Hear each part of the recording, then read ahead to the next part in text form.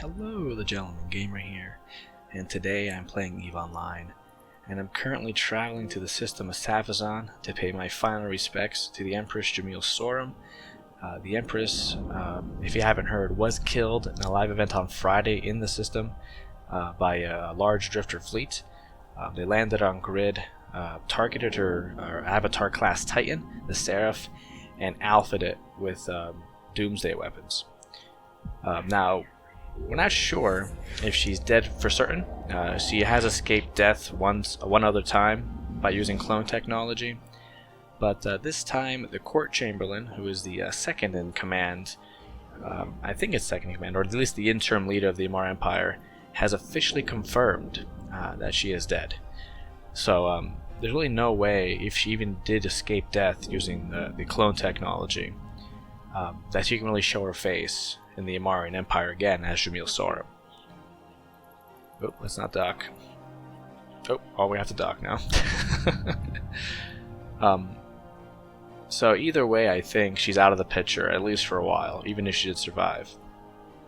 But of course, I am curious on the why. Why did the drifters attack the Empress? In this attack, they only focused on the Empress. They did not target her escort fleet, or the Amarr Navy in this instance, or even the Capsuleer, which presence was rather sizable. At some point, I think it was over 1,000 people in local. So, I came up with a couple theories. I've read a couple other theories. One might be just simple utilitarian or pragmatic, maybe. If they want to fight a war with Amarr, decapitating their ruler would destabilize it. At least shake it quite a bit. It could be simple as that. Why they want to attack Amarr? There's a number of other reasons for that. Maybe the Amarr did harvest sleeper implants and sleepers for the initial batch, we'll say, of clone soldiers from Dust 514 and Templar 1, and maybe that was enough of an issue. And maybe even can start an active war, and maybe that's why they're attacking Amarr more than the other races. But there might be other reasons as well. Perhaps maybe the drifters were attempting to kill the other.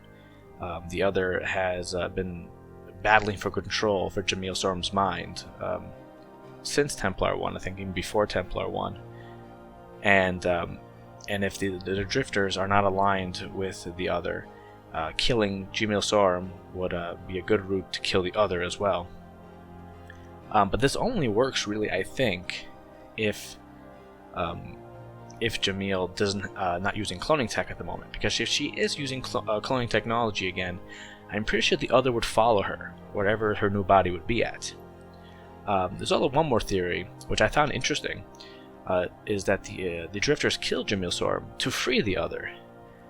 Some people think that the other may be trapped in Jamyl's mind, and he wants out, or it wants out, and killing her would free him.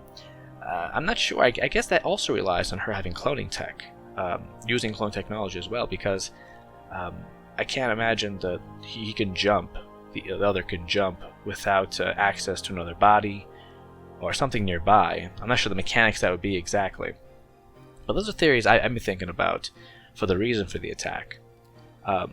But I also found interesting is the reaction the attack has been having across New Eden. Now, of course, on patch day, yesterday, Galatea was released, and the Amarr Empire formally declared war on the drifters. So the Amarr Empire is digging in for a pretty prolonged conflict. There's also a drifter incursion that's already been going on in somewhere in Amarr. Let me take a look at the journal real quick.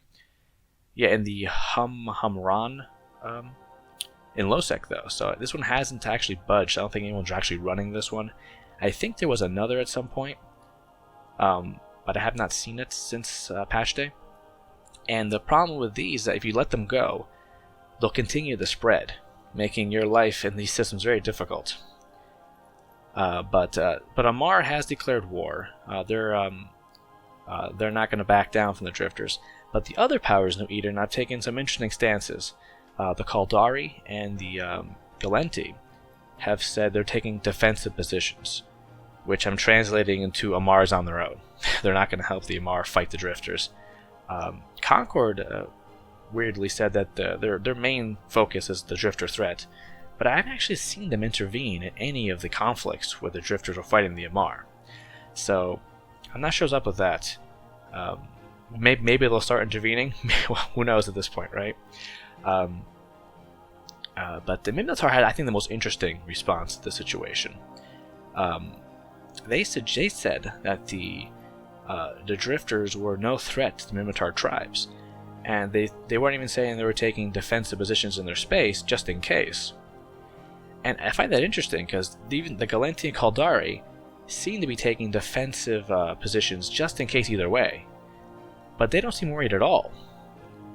So I know the Minotaur have, through the Thucker tribe, have connections to Thera, obviously the Great Wildlands, and the Sisters of Eve as well. So maybe they know something we don't, and maybe that's why they're not worried.